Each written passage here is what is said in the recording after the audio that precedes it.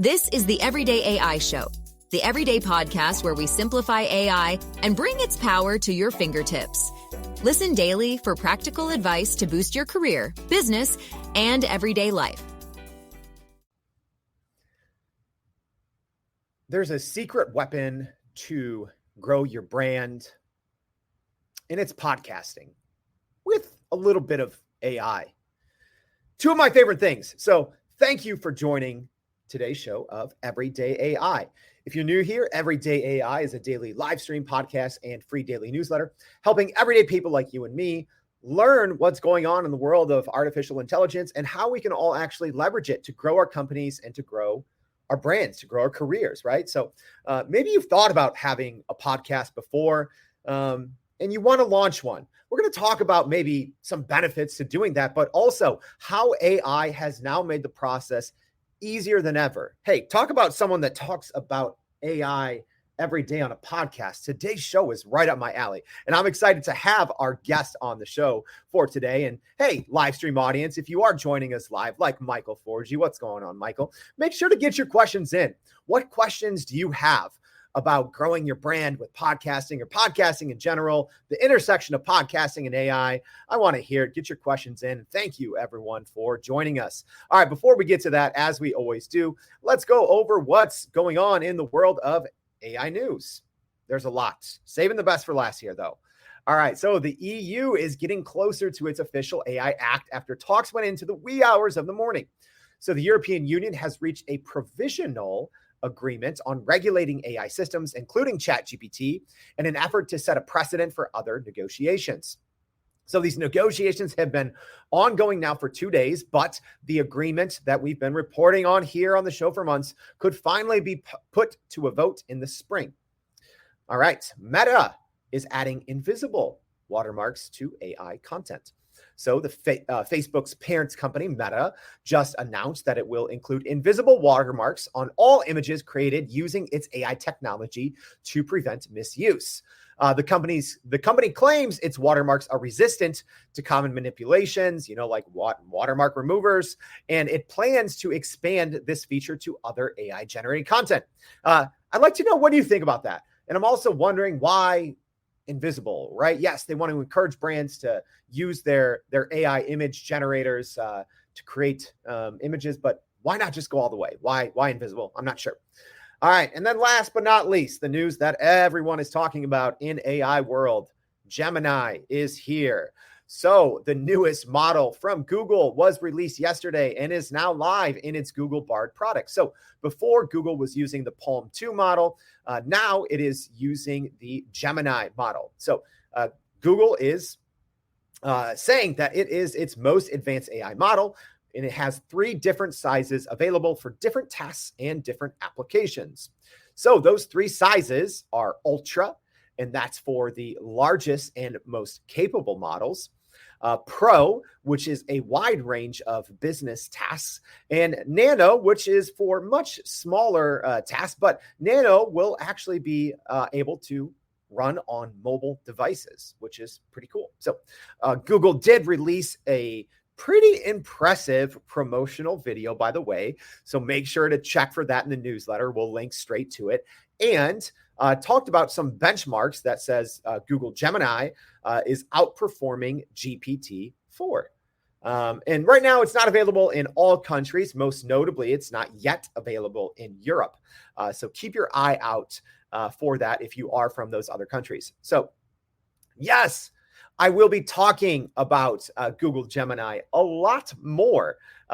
Join us Tuesday. We are going to be, it's Hot Take Tuesday, y'all. So Tuesday, we'll be talking about Google Gemini, because if I'm being honest, it looks like there might be a little more marketing than actual results, at least right now.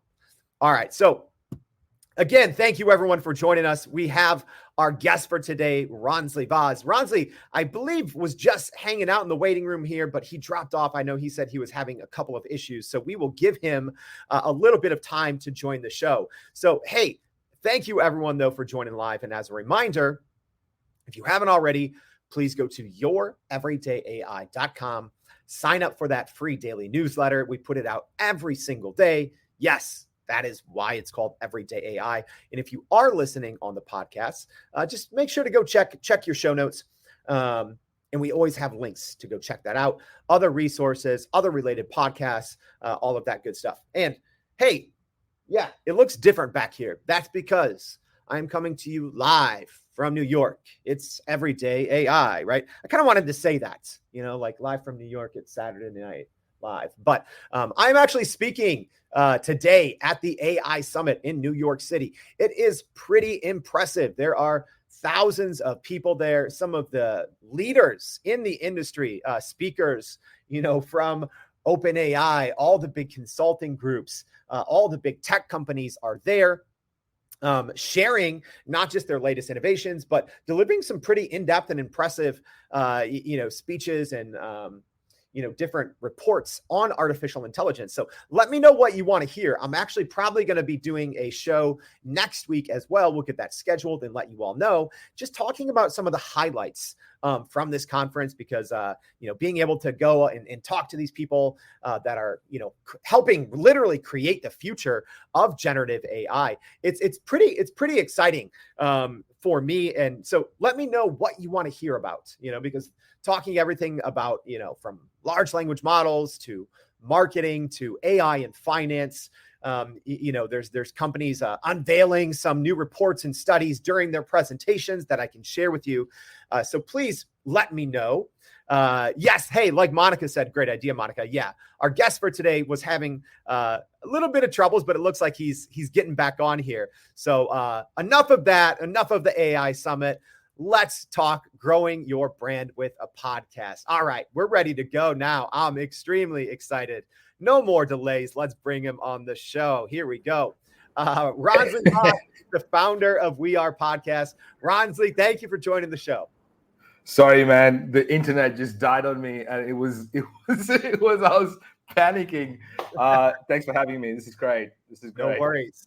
Hey, you know what? I always like to say this shows the realest thing in artificial intelligence. This is unscripted, unedited. We put it out as it is. So Ronsley, thank you for doing the tech troubleshooting and jumping on. But maybe tell us a little bit about Ronsley, what you do, and tell us a little bit about We Are Podcast as well.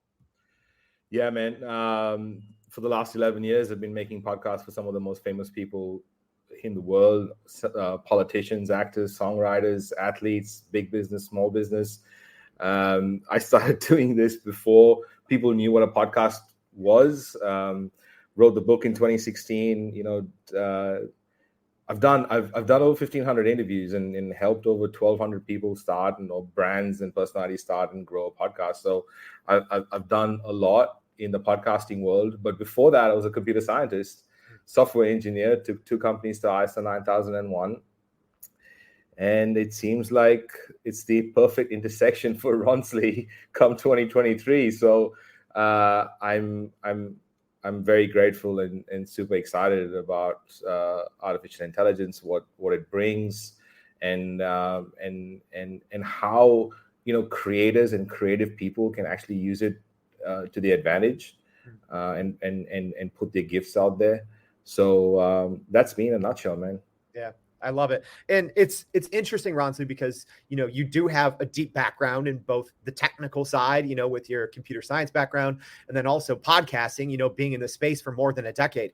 Can you talk to just how much different it is now versus, 10, 15 years ago? Yeah, I did my first date. Like, I don't even know if I've ever talked about this. I was doing a daily podcast in 2008. And then I took 15 years off and restarted it. But how much has podcasting changed specifically with AI? Just tell people a little bit.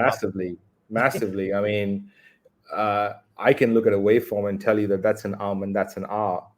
That because we had to look at waveforms and we had to listen to everything to find out what went in and what went out.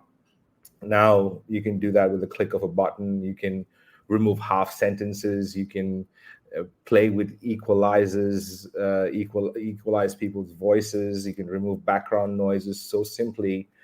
And it's very, very different. It's become much, much easier.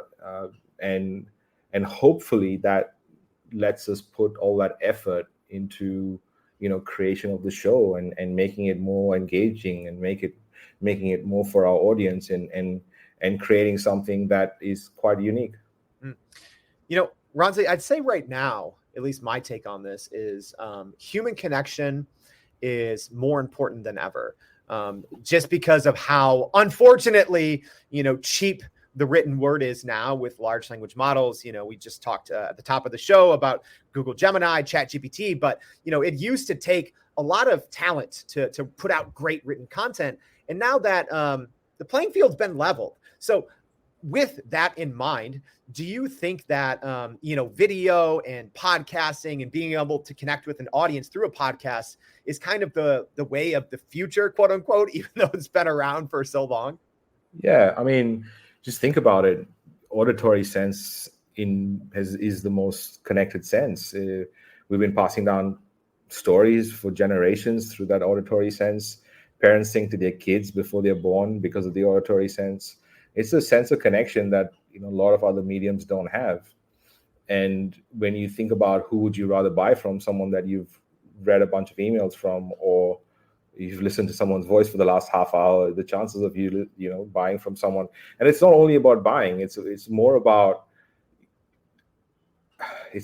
your view of the world. In general, we are not taught to raise our voices and say this is what we think, because we might get judged or someone might call us or say that we're wrong. But we've got to start to embrace that and have the conversation. It's okay to not have the whole perspective. It's okay to say this is what I feel right now, and being open to the conversation and allowing people to contribute, I think is more important than ever, especially for people trying to solve their audience's problems, right? Like, if you think about true empathy, if you're really in business to create an impact, and that's my definition of entrepreneurship, is solving meaningful problems. Artificial intelligence brings that capability so much closer. A lot of other things that you would have to learn, you don't have to learn anymore.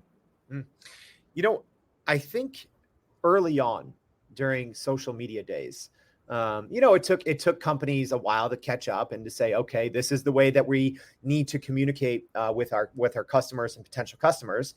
But it got to the point where if a company didn't have social media, it was weird, right? Are we at that point now with podcasts, right? Where, especially if you're a big brand, or a brand that really prides itself on, customer service or providing a great product or service, will it be weird if companies don't have a podcast, just like it's weird if they don't have social media? Well, I think more and more people, just imagine you spend so much time on your brand. Just giving your brand a voice is such a huge advantage, because then people can hear about your brand even before they even imagine buying from it or being associated with it. And there's a huge advantage, and that's why lots of big companies now have their own podcasts.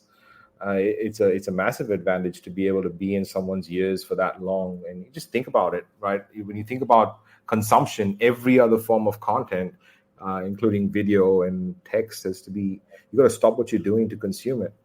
And podcasts or audio, you don't. And I'm not saying only create an audio podcast. That's not what I'm saying. I'm saying that when you record in video, you have all the forms with you right there, and you give your brand a huge advantage, a massive advantage. You're setting it up to win because of the reps you're doing. Every rep is not only creating content from a video, audio, text, social, images perspective, but it's also, if you're doing it right, is a business development tool, because you're potentially having a business development conversation with the right person and could open doors that even you might not even think of, which happens all the time.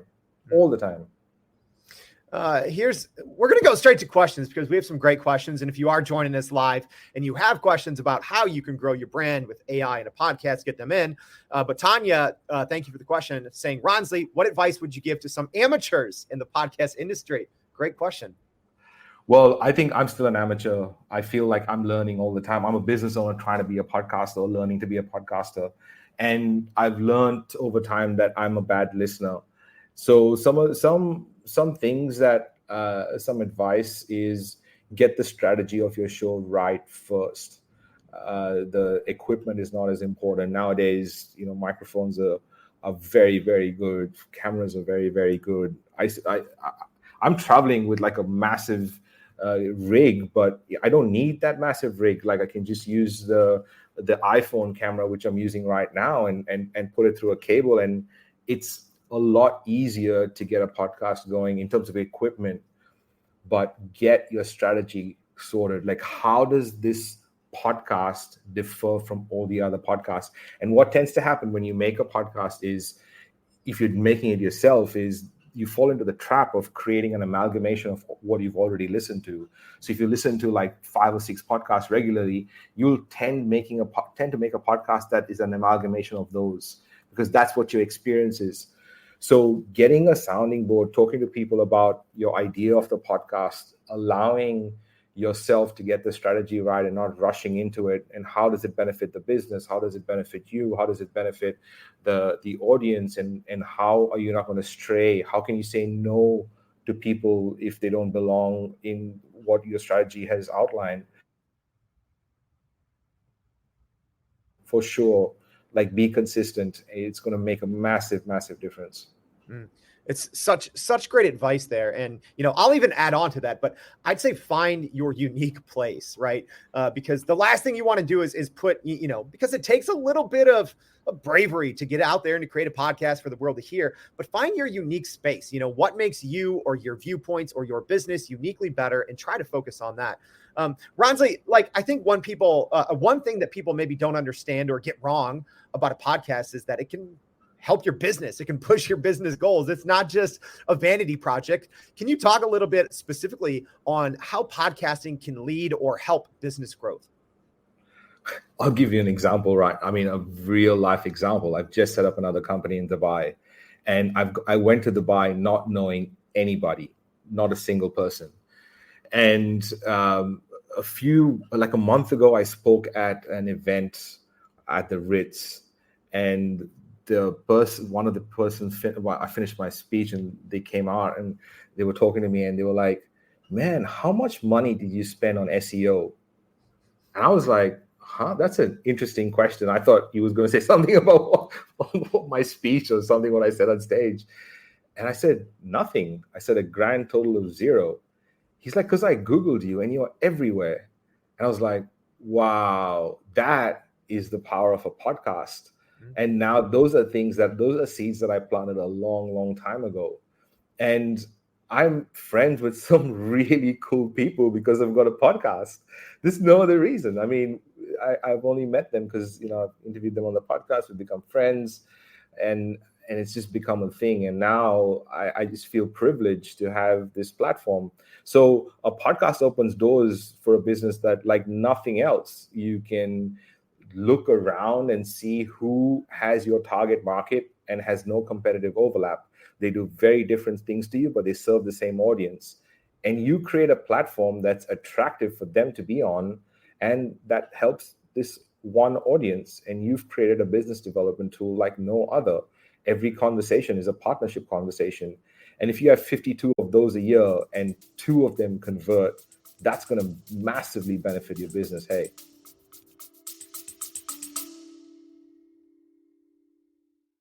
Are you still running in circles trying to figure out how to actually grow your business with AI?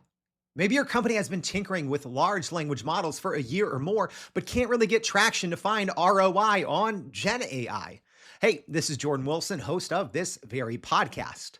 Companies like Adobe, Microsoft, and NVIDIA have partnered with us because they trust our expertise in educating the masses around generative AI to get ahead.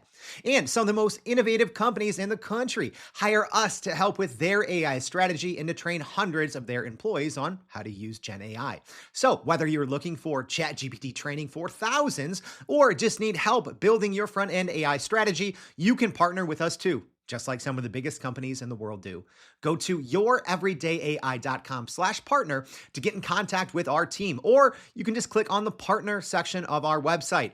We'll help you stop running in those AI circles and help get your team ahead and build a straight path to ROI on GenAI.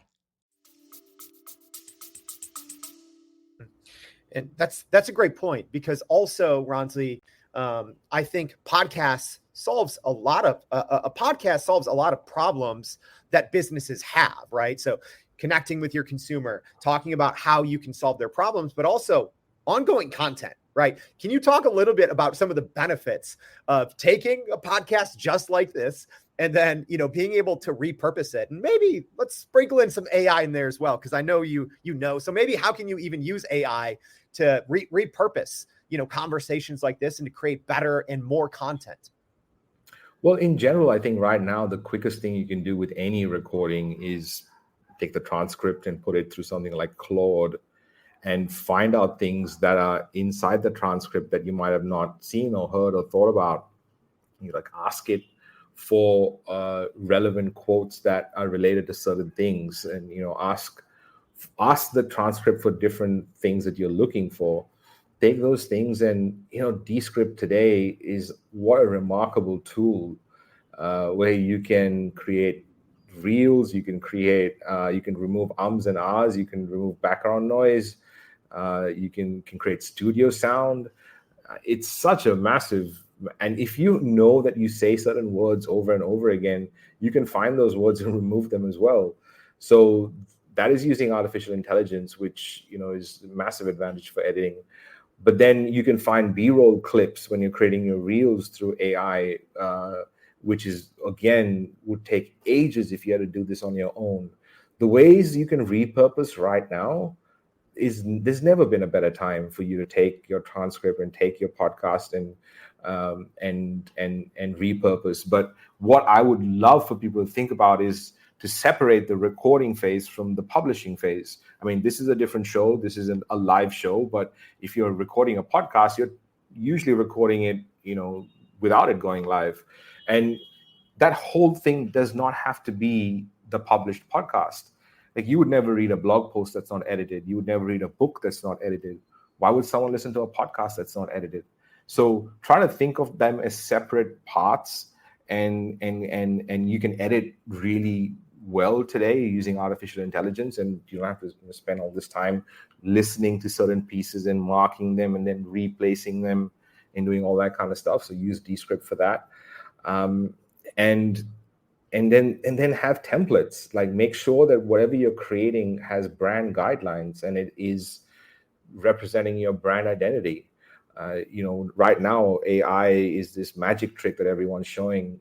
Everyone is an expert on AI today, and they're really pushing that agenda that they've just started to use ChatGPT. But learning from some people, like people who are just learning AI, is like a seventh grader teaching a sixth grader.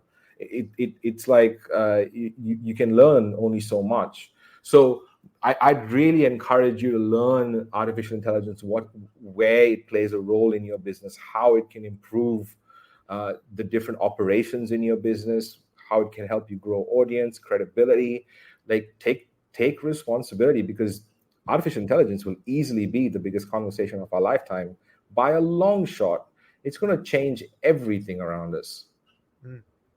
All right. So we have a lot of questions, Ronsley, and I know you know your stuff. So we're going to try a little bit of rapid fire here. So let's go through a couple of these questions, see if we can't get some answers. So Tara asking, I'd love to know what your favorite post-production AI tools are and for video podcasts. Yeah, Descript, I've said that a few times right now. Videosnap.io is a pretty good one for finding B-roll.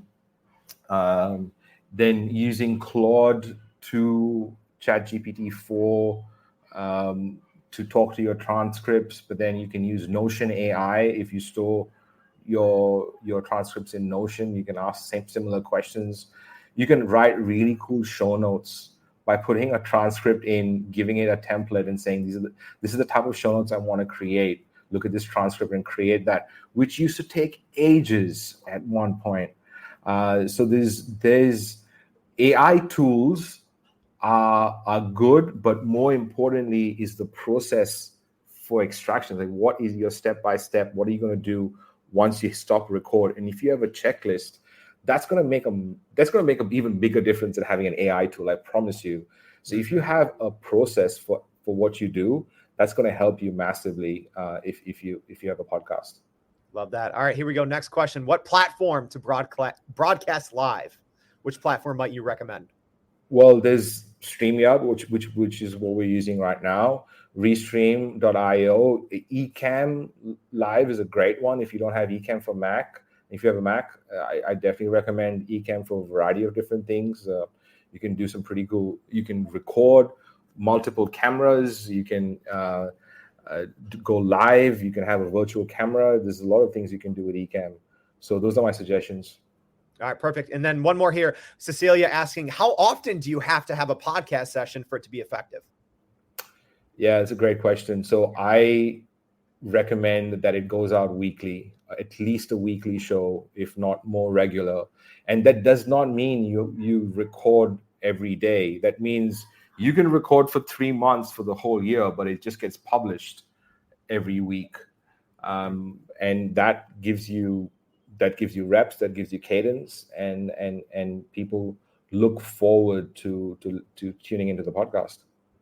All right, I lied. There's one more great one because I know we can't keep you forever. But Tanya asking, where do you see podcasting going in the future? Yeah, because I've even seen it personally, Ronsley, change so much in the past year, especially with AI. But where is it going to go?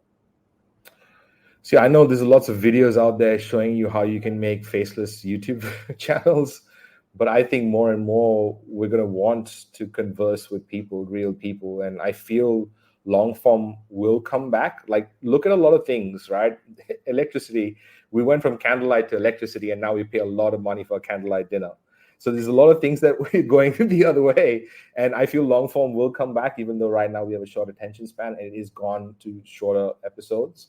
I think there's going to be new ways of communicating in podcasting. Like, there's going to be more soundscapes and immersion of sound. Like, we've done some pretty cool work with some pretty, impressive artists on how we can change frequency inside the podcast to make someone's limbic brain turn on.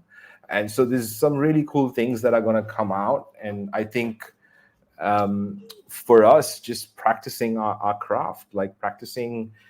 There's a really dear friend of mine, Daniel Priestley, and he says this thing: you get, as a podcaster, just putting your stuff out there is just a good rep to do.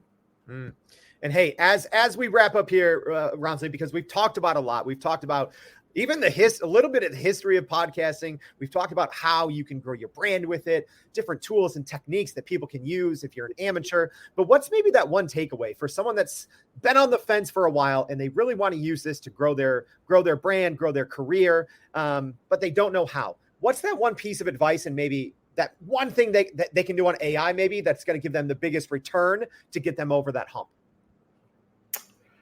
Well, I'll say this. My ancestors did not have the opportunity to switch on a microphone and say whatever they wanted to say whenever they wanted to say it. So I feel responsible. I feel a responsibility to learn how to do that. I feel that we've got this opportunity these days, and we kind of forget how privileged we are in general.